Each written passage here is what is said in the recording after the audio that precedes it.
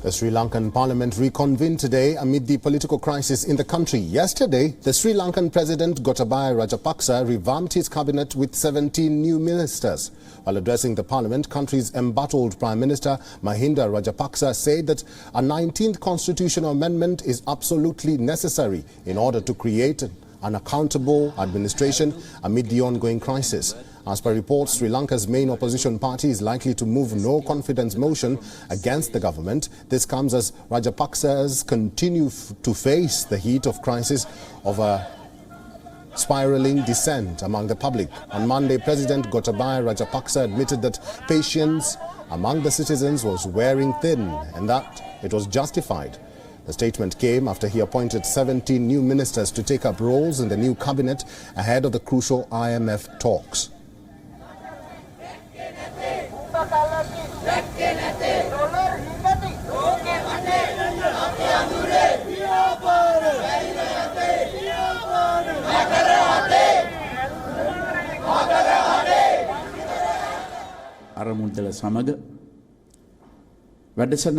I believe we should have gone to the IMF much earlier.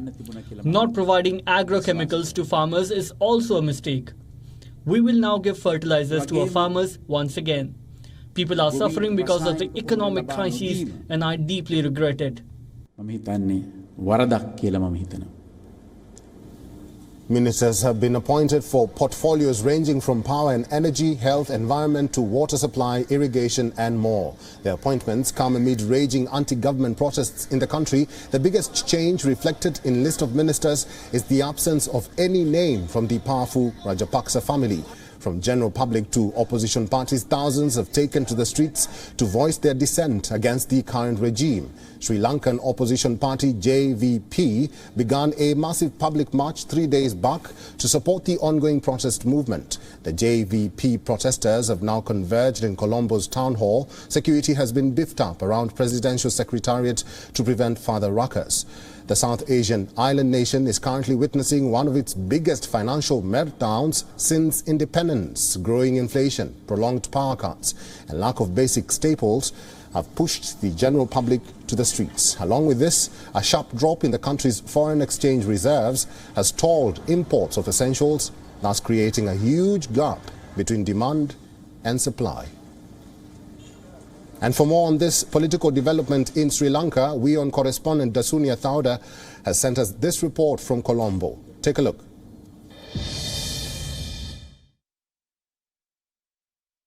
I am currently standing at the road that leads to the President's official residence here in Colombo, which is also in close proximity to the Presidential Secretariat, where protests have been continuing for its 11th consecutive day today. Now, security has been beefed up in and around this location, as you can see, and according to officials in and around this site, this is now declared as a high security zone with riot squads, police officials, as well as the military also present in this specific vicinity.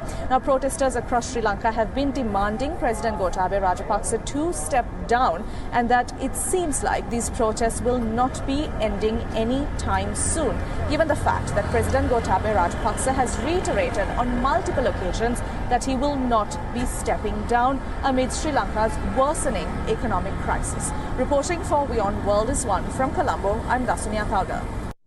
WION is now available in your country. Download the app now and get all the news on the move.